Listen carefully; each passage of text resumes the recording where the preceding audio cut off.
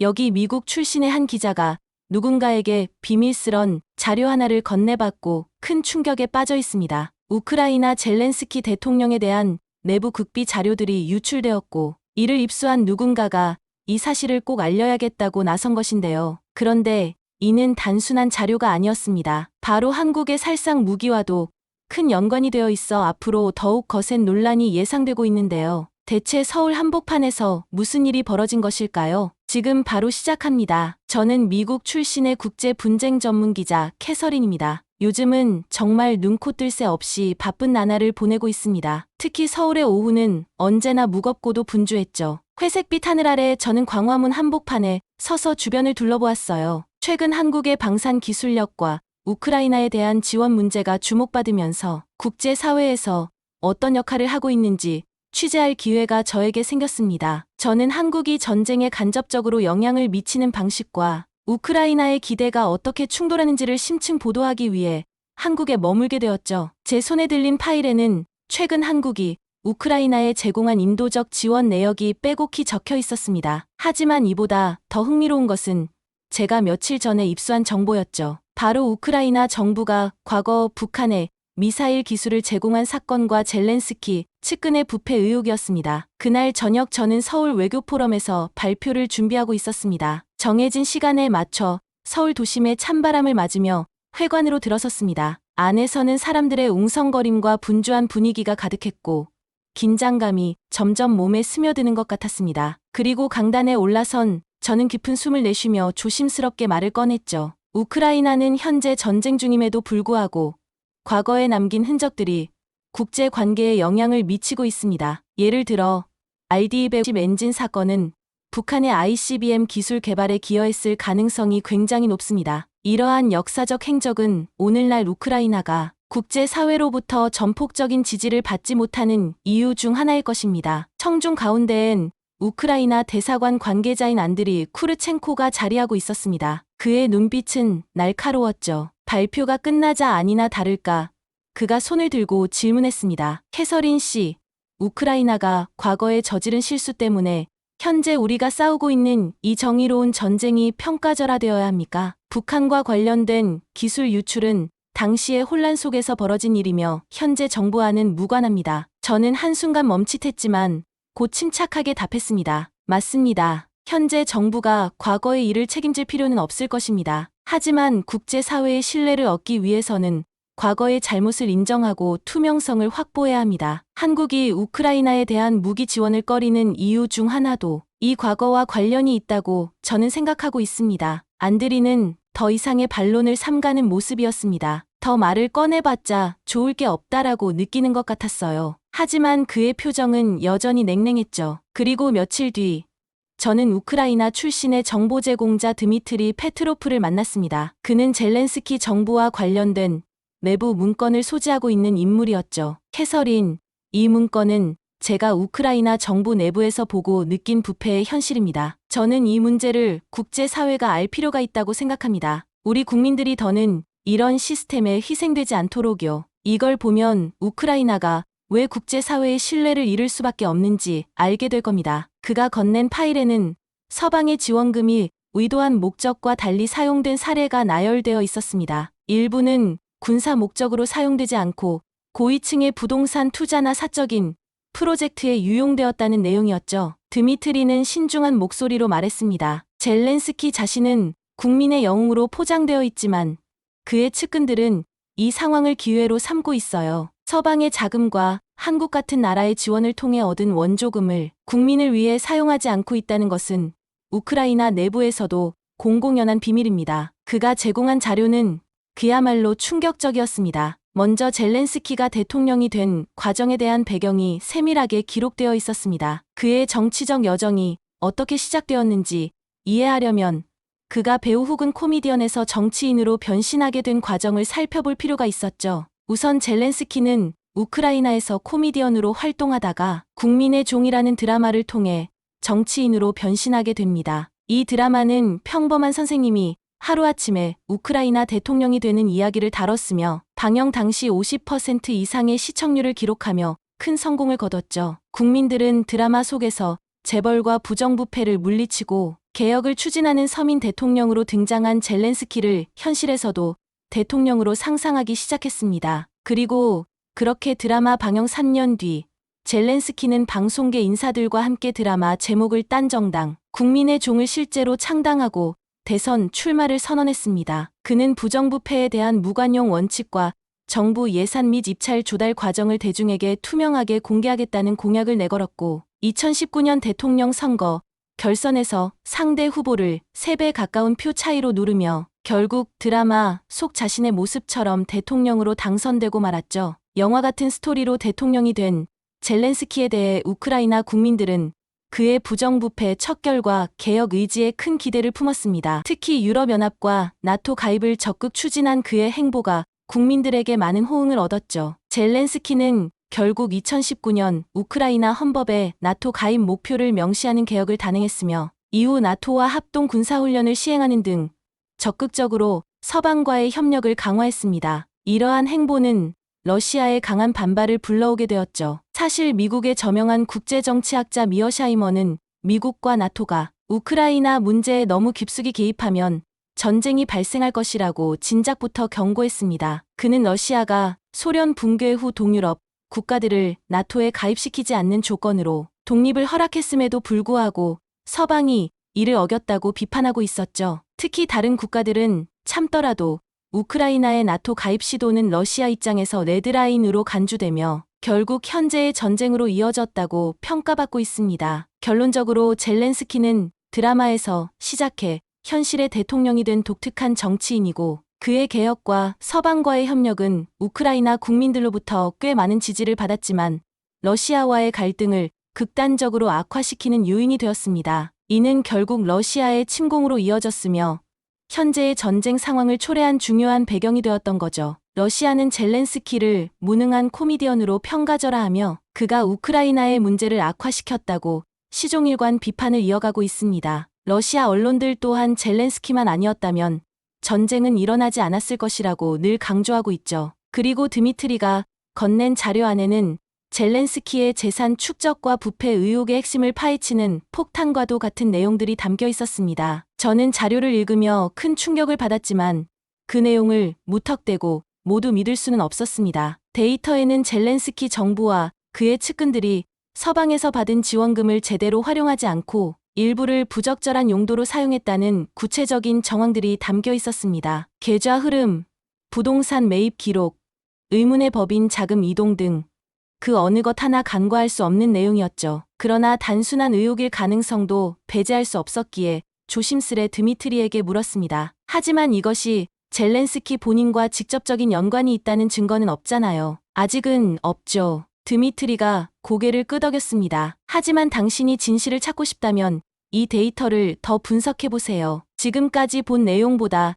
더 충격적인 내용들이 담겨 있을 겁니다. 그날 밤 저는 자료를 세세히 분석하기 시작했습니다. 문서에는 다양한 금융 자료와 정부 지원금의 사용 내역이 포함되어 있었는데 그중 몇몇 항목은 매우 의심스러웠습니다. 수백만 달러의 지원금은 명목상 전쟁 복구와 인도적 지원을 위해 사용된다고 되어 있었지만 실제로는 그 일부가 의심스러운 경로로 흘러가고 있었습니다. 자금의 흐름은 여러 차례 끊겨 있었고 그 일부는 정체불명의 회사와 연결되어 있었습니다. 예컨대 전쟁으로 파괴된 병원 복구 예산으로 배정된 금액의 일부가 이름만 존재하는 회사 계좌로 이체된 뒤 사라졌다는 기록 등이 그런 것이었죠. 지원금은 예상치 못한 방향으로 흘러갔고 기록들은 하나같이 누군가 의도적으로 숨기려 한 듯 끊겨 있었습니다. 이 전쟁은 단순히 생존을 위한 싸움이 아니라 그 뒤에서 누군가 거대한 이익을 조종하고 있는 듯한 모습처럼 보였죠. 그리고 그때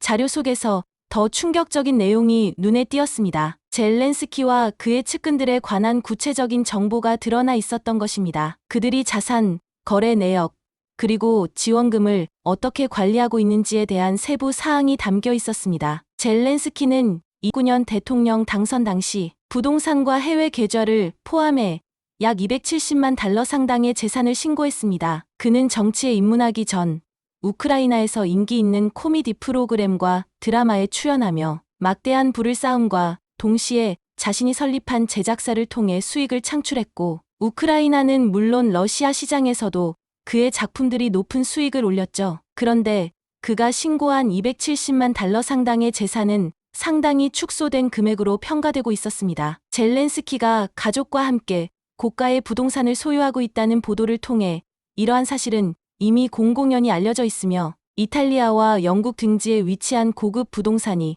그의 이름으로 등록되어 있다는 사실은 그가 신고한 재산보다 훨씬 더 많은 자산을 소유하고 있음을 시사하고 있었죠. 저는 한국에서 무기 지원을 거부하는 이유가 혹시 이것과도 관련이 있지 않을까 하는 생각이 문득 스쳐 지나갔습니다. 그리고 젤렌스키가 억만장자라고 평가되는 주장은 그가 정치적 위치를 이용해 개인적인 재산을 불법적으로 축적했다는 의혹에서 비롯되기도 했습니다. 우선 주된 의혹은 비공식 자산 및 해외 계좌에 기인했죠. 2021년 국제언론인협회가 폭로한 금융기밀문서인 판도라 페이퍼스가 폭로됐을 당시 젤렌스키는 2009년 대통령 선거 이전 비밀 해외 계좌를 통해 자금을 이동한 정황이 드러났습니다. 젤렌스키와 그의 측근들은 여러 해외 법인 계좌를 통해 수백만 달러를 은닉했다는 의혹을 받았죠. 반부패 공약을 내세웠건만 정작 그 자신과 측근들은 조세 피난처인 영국령 버진아일랜드, 키프로스, 벨리즈의 역외 회사를 여러 소유하고 있었던 것이었습니다. 이 법인들은 그의 제작사와 연결된 자산과 관련이 있었습니다. 이런 부패 의혹들이 제기되고 팬데믹 대응 실패가 분노를 사자 젤렌스키는 마치 관심을 다른 곳으로 돌리려는 듯 더 강경한 반 러시아, 반 푸틴 태도를 취하기 시작했죠. 드라마 속에서 재벌과 부정부패를 물리치고 개혁을 추진하는 서민 대통령으로 등장했던 젤렌스키는 현실에서 그와는 정반대의 모습을 보이며 국민들의 기대를 저버린 듯한 인상을 주었습니다. 그리고 전쟁 중 자금 흐름에 관한 문제도 끊이지 않고 나오는 문제 중 하나였죠. 우크라이나 전쟁으로 인해 미국과 유럽, 한국, 일본 등으로부터 수십억 달러의 원조가 우크라이나에 제공되었습니다. 하지만 비판가들은 이러한 원조 자금이 우크라이나 내에서 제대로 사용되지 않고 부패한 관료와 지도층의 사적 이익을 위해 사용되고 있다는 점을 지적했죠. 젤렌스키가 원조 자금 흐름에서 직접적인 이득을 봤다는 구체적인 증거는 현재까지 없지만 그의 부의 출처가 투명하지 않다는 점이 의혹을 키우고 있습니다. 물론 젤렌스키 본인은 이러한 주장을 강하게 부인하고 있으며 자신의 재산 축적이 불법적인 방법과 관련이 없다고 주장합니다. 그는 정치인이 되기 전에 이미 부를 축적했으며 전쟁 이후에는 전적으로 국가의 생존과 재건 문제에 집중하고 있다고 밝혔습니다. 또한 자신은 원조 자금 관리에 직접 관여하지 않으며 모든 자금 흐름은 투명하게 처리된다고 주장했죠. 자료를 읽으면서 느낀 건 단 하나였습니다. 이 모든 게 단순한 우연일 리가 없다는 것이었죠. 저는 이런 현실 속에서 각국이 우크라이나를 돕기 위해 어떤 선택을 했는지 다시 생각하게 되었습니다. 그런데 한국은 이런 상황을 어떻게 보고 있을까?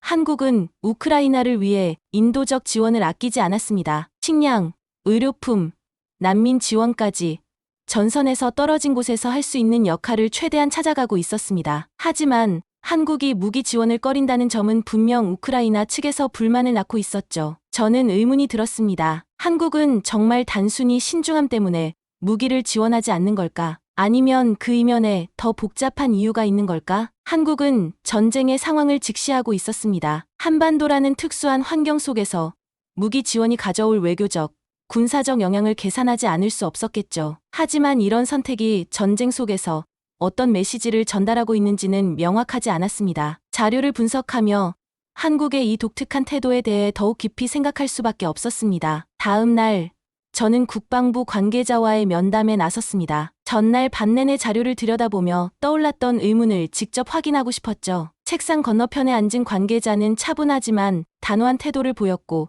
저는 준비한 질문을 꺼내며 말을 시작했습니다. 우크라이나가 한국의 방산 기술을 간절히 원하고 있다는 것을 한국도 잘 알고 있는 것으로 압니다. 그런데 살상무기 지원에 대해서는 여전히 꺼리는 건가요? 대답은 단순하지 않을 거라 생각했지만 관계자의 태도는 생각보다 단호했습니다. 한국의 무기 지원 문제는 단순한 선택이 아닙니다. 한반도의 안보 환경에서 우리가 특정 국가에 살상무기를 제공한다는 것은 그 자체로 예민한 정치적, 외교적 문제를 일으킬 수 있죠. 저는 그 대답에 고개를 끄덕였지만 의문은 여전히 풀리지 않았습니다. 하지만 우크라이나에서는 한국 무기가 전황을 바꿀 수 있는 중요한 열쇠로 여겨지고 있지 않습니까?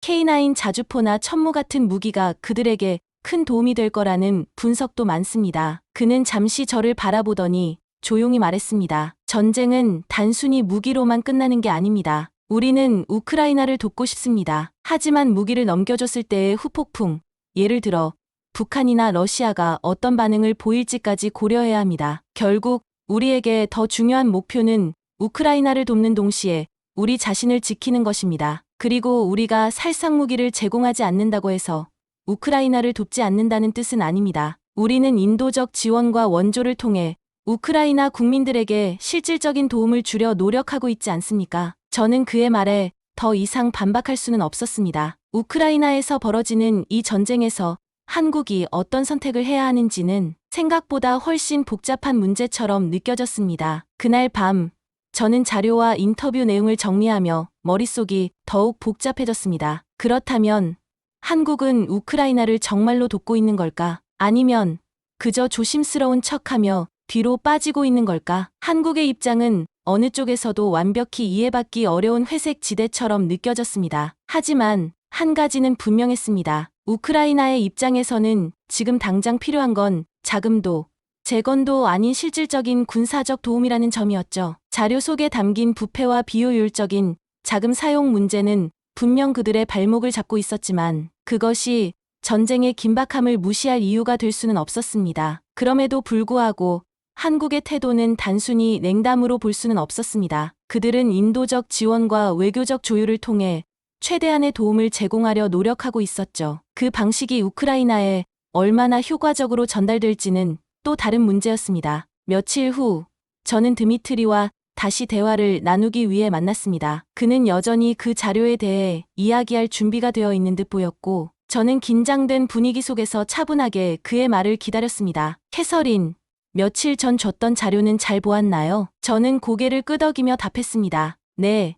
그 자료를 분석하면서 정말 많은 생각이 들었어요. 우크라이나 정부와 그 자금 흐름에 대한 의혹이 사실이라면 정말 심각한 문제입니다. 드미트리는 한숨을 쉬며 말했습니다. 사실 자료에 있는 내용은 그 증거 중 일부일 뿐입니다. 이 문제를 해결하지 않으면 이 전쟁은 우리에게만 끝없는 고통을 안겨줄 뿐입니다. 외부의 도움도 필요하지만 우크라이나 내부에서 뿌리 깊은 부패와 문제를 해결하지 않으면 아무리 많은 지원도 소용없습니다. 우리가 제일 먼저 해야 할 일은 바로 이 내부의 문제를 청산하는 것이죠. 드미트리의 말은 단순했지만 그 무게는 가볍지 않았습니다. 그는 우크라이나 내부의 문제를 해결하기 위해서는 정부의 개혁이 필요하다고 주장하고 있었고, 그가 말하는 부패와 자금 유용의 문제는 더 이상 간과할 수 없는 상황이었습니다. 우리는 이제 더 이상 외부의 지원만을 기다릴 순 없습니다. 그 자료를 통해 분명히 알 수 있듯 우리가 겪고 있는 문제는 단지 전쟁이 아니라 내부의 부패입니다. 지금 한국에게 살상 무기를 요청하는 게 우선이 아니라는 생각이 들어요. 그의 눈빛은 단호했고 말투에는 절박함이 묻어 있었습니다. 제가 보고 있는 것은 단순한 내부 고발이 아니라 우크라이나를 진정으로 바꾸고자 하는 열망이었습니다. 그가 제공한 자료는 단순한 증거를 넘어서 우크라이나의 미래에 관한 중요한 선택을 묻는 질문처럼 느껴졌죠. 저는 잠시 그를 바라보다가 고개를 끄덕였습니다. 이 모든 게 연결되어 있다는 건 이해합니다. 하지만 우크라이나 내부의 문제를 해결하기 위해서는 국제사회의 협력도 필요할 거예요. 그게 없으면 아무리 내부에서 노력해도 한계가 있을 테니까요. 드미트리는 잠시 생각에 잠겼다가 말을 이었습니다. 맞습니다. 그러나 국제사회의 도움이 중요하지만 우크라이나가 먼저 스스로 해결할 의지가 있어야 다른 나라들이 우리를 돕겠다고 나설 것입니다. 우리가 스스로 문제를 해결할 수 있다는 모습을 보여주지 않으면 누구도 우리를 진지하게 돕지 않을 겁니다. 그의 말은 깊은 인상을 남겼습니다. 우크라이나의 미래는 그들의 손에 달려 있으며 그들이 먼저 변화를 위한 노력을 시작해야 한다는 것이었습니다. 우크라이나를 위하는 그의 진심 어린 마음과 더 이상 기다릴 수 없다는 그의 절박함이 제게 고스란히 느껴졌습니다. 며칠 뒤 저는 우크라이나 대사관에서 다시 안드리를 만났습니다. 그는 여전히 불편한 기색을 감추지 못했지만 이번에는 대화를 이어갈 의지가 있어 보였죠. 캐서린 씨, 저번 외교 포럼에서 북한과 관련된 기술 유출 문제로 한국이 우리에게 무기 지원을 꺼리는 것일지도 모른다고 말씀하셨죠. 듣자 하니 이번에는 우크라이나 부패 문제를 캐고 다닌다고 하는 얘기가 돌더군요. 제가 정보망이 좀 넓거든요. 아무튼 당신이 알아낸 내용이 불편한 진실을 드러냈을지 모르지만 우리는 여전히 한국의 도움이 필요합니다. 한국은 전쟁에서 무기를 통해 우리를 직접적으로는 돕지 않을지 몰라도 전쟁 후 우크라이나의 미래를 설계하는 데 중요한 역할을 할 수 있는 나라입니다. 한국은 전후 폐허 상태에서 나라를 기적적으로 복구하여 몇십 년 만에 선진국 반열에 올려놓은 세계에서 유일한 나라거든요. 우리는 이러한 한국에서 배울 점이 많을 거예요. 저는 고개를 끄덕였습니다. 안드리, 저 또한 한국이 우크라이나를 돕는 방식이 단순히 전쟁을 넘어서 인도적 지원과 재건에 초점을 맞추는 것이 더 효과적이라고 생각합니다. 전쟁은 언젠가 끝나겠지만 그 후의 평화는 지속 가능해야 하니까요. 제 말을 들은 안드리는 한동안 침묵했습니다. 그리고 천천히 고개를 끄덕이며 나지막이 말했습니다. 당신의 말이 맞을지도 모르겠군요. 저는 무겁게 느껴지는 그 대화를 뒤로하고 서울에서의 마지막 날을 맞았습니다. 저는 제 취재를 마무리하며 조용히 독백했죠. 전쟁은 단순히 무기로만 해결되지 않는다. 한국처럼 도덕적 선택과 실질적 지원을 통해 새로운 길을 열어가는 국가가 세계 질서를 바꿀 힘을 가진다. 그 순간 저는 한국이 선택한 길이 단순한 중립이 아니라 국제사회의 모범이 될 수 있다는 사실을 깨달았습니다. 서울의 거리는 여전히 분주했지만 제 마음은 그 어느 때보다 고요했습니다. 취재는 끝났지만 여전히 머릿속에 떠오르는 생각들이 많았죠. 한국의 선택은 단순한 중립적 태도가 아니었습니다. 그들은 무기나 자원을 넘어서는 방법으로 전쟁과 갈등을 바라보고 있었고 그 선택은 국제사회에서 그들이 어떤 역할을 할지에 대한 새로운 기준을 세우고 있는 과정이었습니다. 직접적인 무기 지원 대신 인도적 지원과 재건 협력에 초점을 맞춘 그들의 접근은 단순히 중립으로 보기에 그 이상의 깊이가 있었죠. 전후 복구와 경제적 부흥이라는 한국의 성공 사례는 그 자체로 우크라이나와 같은 전쟁 피해국들에게 하나의 희망이 될 수 있었습니다. 한국은 또한 강대국들의 압박 속에서도 균형을 유지하며 전쟁에 대한 관여를 신중하게 결정했습니다. 무기나 군사적 개입 대신 평화와 재건을 통해 길을 열어가는 방식은 단순히 외교적 계산이 아닌 오랜 역사와 경험에서 우러난 선택으로 보였죠. 우크라이나와 같은 국가들이 부패와 갈등 속에서 갈피를 잡지 못하는 동안 한국은 자신들의 길을 확고히 지키며 전쟁과 평화에 대한 새로운 접근법을 보여주고 있었습니다. 그 선택은 단지 한 나라의 결정을 넘어 국제사회가 따라야 할 새로운 기준이 될 수 있다는 생각이 점점 더 명확해졌습니다. 그리고 이제 그 길이 단순한 중립이나 외교적 계산을 넘어 전 세계가 따라야 할 방향을 제시하는 길이 되리라는 확신을 가지고 저는 서울에서의 취재를 마무리했습니다. 여기 한국의 지하철역에서 경악을 금치 못하는 프랑스 여기자가 있습니다. 파리 출신의 이 프랑스 여성은 한국 친구를 보러 한국을 방문했다가 프랑스와 확연히 차이나는 한국의 지하철 인프라를 접한 뒤 큰 충격을 받고 프랑스로 돌아왔다고 하는데요. 이 여기자는 이후 이와 관련된 기사까지 쓰려고 결심했다고 합니다. 대체 이 여성은 한국에 와서 어떤 경험들을 했기에 이토록 큰 충격을 받은 것일까요? 안녕하세요. 저는 프랑스 파리에 살면서 기자로 일하고 있는 로라입니다. 저는 얼마 전 한국에 다녀왔는데요. 당시 저는 많은 것들을 보고 느끼면서 한국에 정말 푹 빠져버렸었죠. 한국의 많은 부분에 감명을 받았지만 특히 저는 한국의 지하철 시스템에서 프랑스와 비교하여 정말 놀라운 점들을 소개해드리려 하는데요. 아마 한국에 살면서 한국 지하철에 익숙하신 분들은 당연하게 생각할지라도 외국인 눈에는 정말 신기해 보이는 점들이 많았고 또 프랑스 지하철의 충격적인 실태를 오늘 제가 샅샅이 고백해드릴 테니 끝까지 한번 들어보셨으면 좋겠어요. 우선 저는 프랑스에서 대학을 졸업하고 현재는 한 언론사에서 기자로 일하고 있습니다. 그런데 저는 작년 여름에 한국 친구 유미의 초대로 생전 처음 한국으로 여행을 갔다 왔었는데요. 제 한국 친구 유미는 5년 전에 프랑스로 유학을 왔었고 저와는 같은 학교를 다니면서 집을 함께 쓰던 친구였습니다. 당시 저희가 함께 살던 집에서는 저와 유미 말고도 다른 친구인 줄리라는 프랑스 친구도 함께 살았는데 줄리는 학교를 졸업하고 현재 저와 같은 언론사에서 기자로 함께 일하고 있답니다.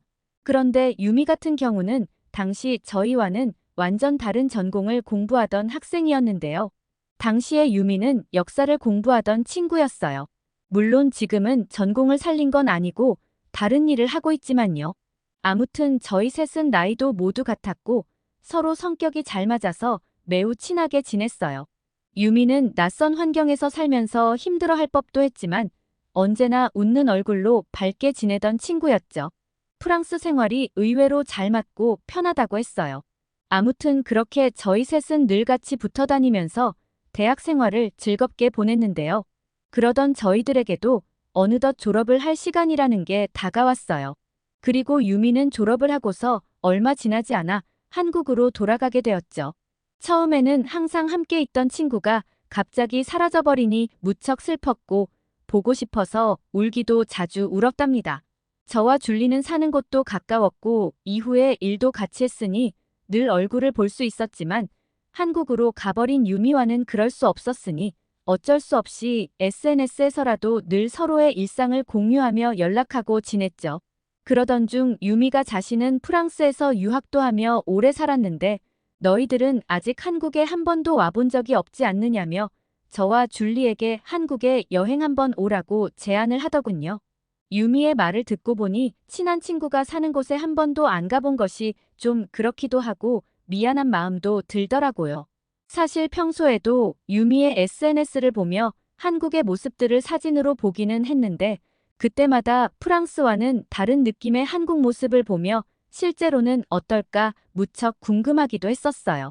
솔직히 고백하자면 프랑스인으로서 자부심이 강했던 저는 동양의 한국을 살짝 무시하는 마음도 없잖아 있었던 것 같아요. 그냥 당연하게 프랑스가 훨씬 더 선진국일 거라고 생각을 했었죠. 하지만 유미 덕택에 한국에 대한 궁금함이 무척 크기도 컸고 제가 호기심도 많은 편이라 이렇게 말도 나온 김에 이번에 직접 두 눈으로 한번 확인해 봐야겠다 싶었죠. 때마침 여름 휴가 기간이 다가오기도 했고 저와 줄리는 함께 한국으로 떠나기 위한 준비를 바로 시작하게 되었답니다. 저희는 가기 전에 인터넷으로 한국에 대한 정보도 찾아보고 기본적인 한국 예절과 여행용 한국어도 공부했죠. 그렇게 기다리던 출국날이 다가왔고 드디어 유미를 본다는 생각에 설레는 마음을 가득 안고 저와 줄리는 한국행 비행기에 올랐습니다. 공항에 도착하자 마중 나온 유미가 보였고 우리는 유미를 향해 달려가서 와락 부둥켜 안고 울었죠. 울 거라고까진 생각지 못했는데 막상 오랜만에 유미를 보니 저도 모르게 눈물이 왈칵 나오더라고요. 근처에 있던 사람들이 봤다면 우리 사이를 정말 궁금해할 정도였어요. 어찌나 크게 소리를 냈던지 나중에는 약간 민망하더라고요. 아무튼 그렇게 유미와 격하게 인사를 나눈 저희들은 정신을 좀 차리고 공항을 둘러보았어요. 공항 평가에서 최상위권 순위를 차지하는 공항답게 그 크기와 세련됨이 엄청나더군요. 모르는 것을 알려주는 안내 로봇이며 주변에 편의시설이며 없는 게 없었고 심지어 장시간 비행으로 피로한 승객들을 위한 발 마사지 룸이나 안마의자 그리고 수면실도 있었어요. 공항 전체가 마치 풀 서비스를 받는 곳 같았습니다. 이때쯤부터 한국에 대한 이미지가 조금씩 달라 보이기 시작했던 것 같아요. 유미는 정신없이 공항을 둘러보는 저희들을 보며 이제 슬슬 서울로 출발하자는 이야기를 했고 그렇게 저희는 공항 리무진을 타고 유미 집으로 향했습니다. 이동하는 중에 창밖을 보니 지나고 있는 다리 양쪽에 바다가 펼쳐지고 있더군요. 유미는 이곳 바다는 한국에서는 서해라 부른다고 했고 수심이 얕아서 썰물 때가 되면 이 넓은 곳이 갯벌로 변하고 그렇지 않을 때는 지금처럼 이렇게 바다의 모습이라고 하더군요. 정말 독특하다고 느껴졌어요. 유미는 때마침 우리들은 운 좋게 한국의 첫 바다를 갯벌이 아닌 제대로 된 바다 모습을 보고 있는 거라고 했습니다. 달리는 차 안에서 바다를 바라보며 바다 냄새를 맡는데 무척이나 기분이 좋았어요. 그렇게 1시간이 좀 더 지나 유미가 자취하고 있는 건물에 도착했습니다. 그리고 현관문을 열고 들어간 순간 유미가 멈추라고 소리를 질러서 깜짝 놀랐습니다. 제가 버릇처럼 신발을 신고 이미 한두 걸음 들어와 버린 것이었죠. 유미는 그럴 줄 알았다며 당장 신발부터 벗으라고 하더라고요. 사실 한국에 오기 전부터 검색을 통해 한국에서는 집에서 신발을 신지 않는다는 걸 알고 있었는데 이럴 때 버릇이라는 게 참 무섭다 싶었습니다. 한국에 있는 동안은 유미의 집에서 같이 머물기로 했기에 저희들은 우선 짐을 풀었고 짐을 정리하고 서로의 근황을 얘기하다 보니 어느덧 저녁 늦은 시간이 되었어요. 시간 가는 줄 모르고 이야기를 나누며 깔깔거리며 웃다 보니 시간이 벌써 이렇게 됐구나 생각하고 있는데 갑자기 유미가 배고프다고 밖에 나가자는 거예요. 이야기하느라 시간이 꽤 늦어져서 오늘은 그냥 집에서 식사를 해 먹으려나 보다 생각하고 있었는데 이 늦은 시간에 밖에 나가자길래 사실 좀 놀랐죠. 유미는 전혀 걱정 말라는 표정으로 한국은 밤에 바깥에 나가서 돌아다녀도 안전하니 걱정은 전혀 하지 않아도 된다고 하더라고요. 약간 무섭기는 했지만 유미가 하는 말이니 믿고 나가기로 하였죠. 그런데 저희는 유미의 집을 나오다가 인상적인 장면을 보게 되었는데요. 바로 동네 주민들이 쓰레기를 버리는 모습이었어요. 그게 왜 인상적이었냐고요? 가만 보니 음식물 쓰레기통이 따로 있고 일반 쓰레기도 병이나 플라스틱 등을 따로따로 분리수거를 하는데 그 모습이 저희 눈엔 정말 새로웠거든요. 참고로 나중에 알게 된 사실이지만 프랑스는 대표적으로 쓰레기를 많이 배출하는 나라입니다. 조사에 따르면 연 평균 1인당 83kg의 쓰레기를 배출하는데 이 중에 3분의 1이 음식물 쓰레기라고 해요. 그런데 문제는 이 음식물 쓰레기를 그냥 일반 쓰레기와 함께 넣어서 버리는 게 프랑스거든요. 그렇다고 수거를 또 자주 해가는 것도 아니에요. 유미 말로는 한국은 하루에 한 번씩 바로바로 수거를 해간다고 하던데 프랑스는 기본적으로 며칠씩 쓰레기들이 방치되는 경우가 대부분입니다. 때문에 특히 여름철에는 동네에 악취가 정말 장난이 아니랍니다. 프랑스인들은 여태 그러고 살아왔으니 익숙해져서 그렇게 쭉 살아온 건데 최근에 프랑스에서는 이에 문제점을 느껴 한국의 분리수거 제도를 벤치마킹해서 프랑스에서도 도입하려는 움직임을 보이고 있다고 해요. 물론 이런 문화가 정착되려면 하루 이틀 만에 되는 게 아니라 또 한참이 걸리겠죠. 그래서 프랑스는 아직도 여전히 음식물 쓰레기를 일반 쓰레기와 함께 때려 넣고 버리는 경우가 대부분이에요. 그런 환경에서 살다가 분리수거를 하나하나 제대로 하는 한국 주민들 모습을 보니 참 새로워 보이면서 또 자리 잡힌 시민들의 의식 수준이 정말 부럽기도 하더라고요.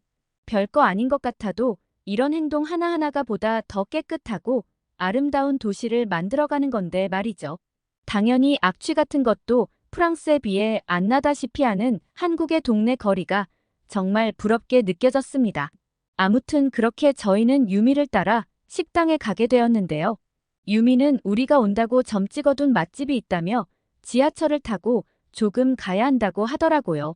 그런데 유미가 그 말을 꺼낸 순간 저와 줄리는 동시에 서로 눈빛을 교환하며 살짝 찡그린 표정을 지었죠. 왜냐고요? 솔직히 말하면 지하철을 타는 게 정말 내키지 않았거든요. 혹시 여러분들 중에 프랑스에서 지하철을 타보신 분 있나요? 타보신 분들은 아실 겁니다. 프랑스 지하철에서 풍기는 아주 심한 악취를요. 그 냄새의 가장 많은 지분을 차지하는 냄새는 바로 지린내이죠. 프랑스는 정말 유명한 명소 주변의 지하철역을 제외하면 지하철역에 화장실이 없는 경우가 대부분이에요. 그래서 놀랍게도 노상방뇨를 하는 사람들이 생각보다 꽤 있습니다. 그리고 음침한 분위기의 노숙자들도 자주 보여서 특히 밤 시간에는 절대 이용하지 않아요. 하여간 프랑스 지하철은 지옥철입니다. 저는 프랑스에 살 때도 지하철은 도저히 이용할 수가 없어서 대신 자전거를 이용하거나 그리 멀지 않다면 차라리 걸어가곤 했어요. 프랑스 지하철 내에서 나는 악취를 맡으면 정말 머리가 지끈거릴 정도거든요. 저와 줄리는 회사 근처에 방을 구했는데 가장 큰 이유가 출퇴근 시 지하철을 타기 싫어서였어요. 그만큼 저는 지하철에 대한 아주 안 좋은 이미지가 가득했는데 이건 줄리도 저와 생각이 비슷했기에 동시에 서로 눈빛을 교환하며 인상을 찡그리게 된 거였죠.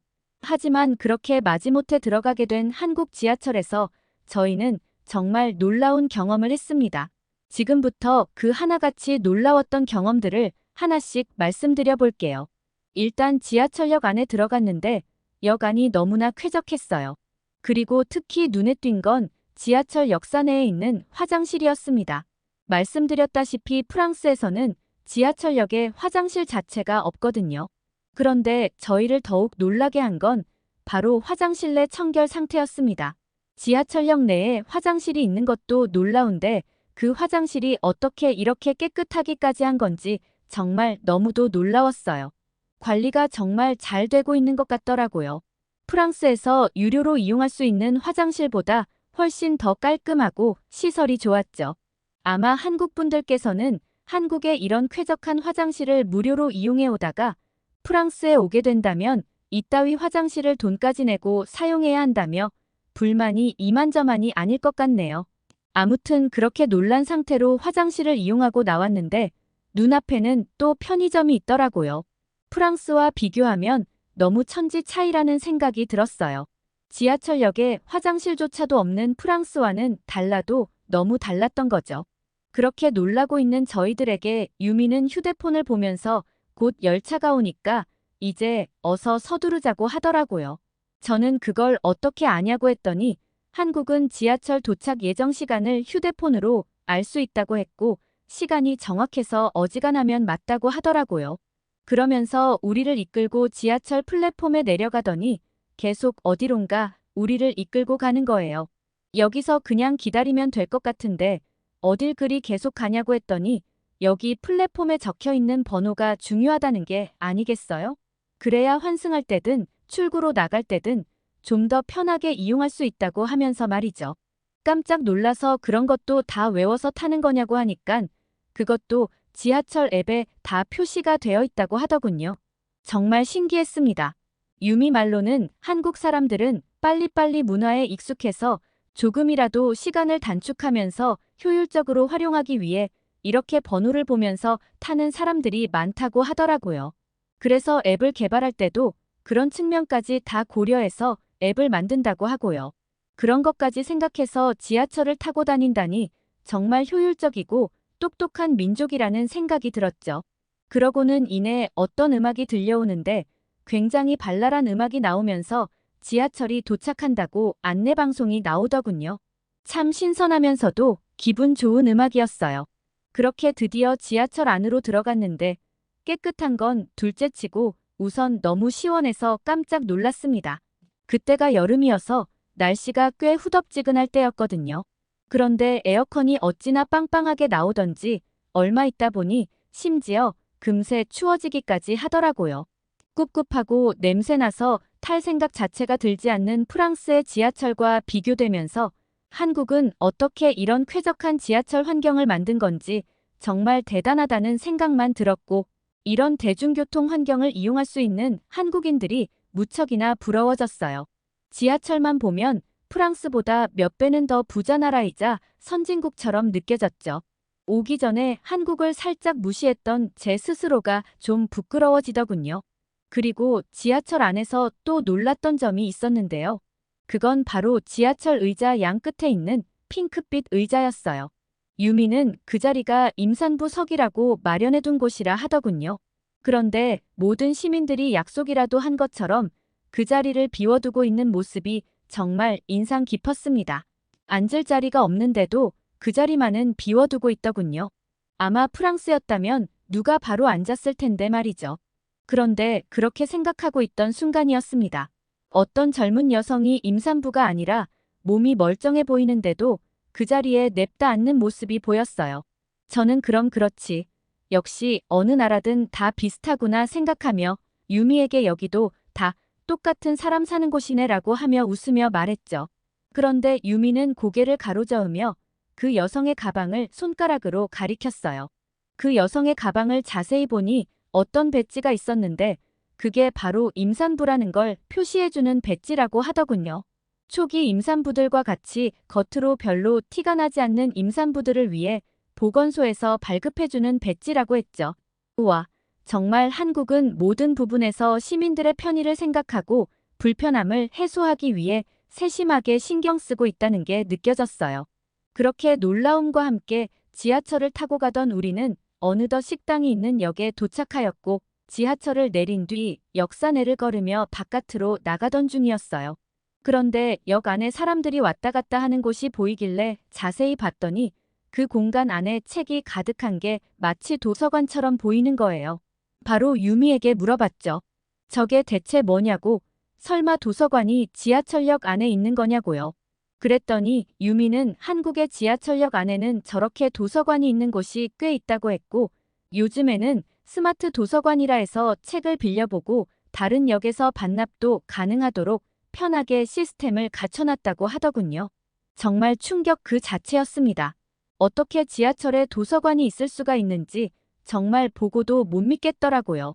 들어온 순간부터 나가는 순간까지도 놀라움을 준 한국의 지하철 시설에 저와 줄리는 도대체 지하철 한 번 탔는데 몇 번을 놀라는지 모르겠다며 헛웃음만 짓게 되었지 뭐예요. 그렇게 놀라움을 뒤로 한 채 지하철역 밖으로 나온 저와 줄리를 데리고 유미가 간 곳은 삼계탕이라는 음식을 하는 곳이었습니다. 유미 설명으로는 한국에서는 오늘이 복날이라고 부르는 날인데 보통 삼계탕을 먹는 날이라면서 그래서 저희를 이곳으로 데려왔다고 하더라고요. 특히 줄리와 제가 닭고기를 좋아한다는 걸 알아서 더욱더 한국의 삼계탕 맛을 보여주고 싶었다고 하면서 말이죠. 처음엔 겉모습에 약간 꺼려지기도 했던 건 사실이지만 그렇게 맛본 삼계탕이라는 음식은 정말 환상적이었습니다. 우선 삼계탕의 주재료인 닭고기는 매우 부드럽고 촉촉했어요.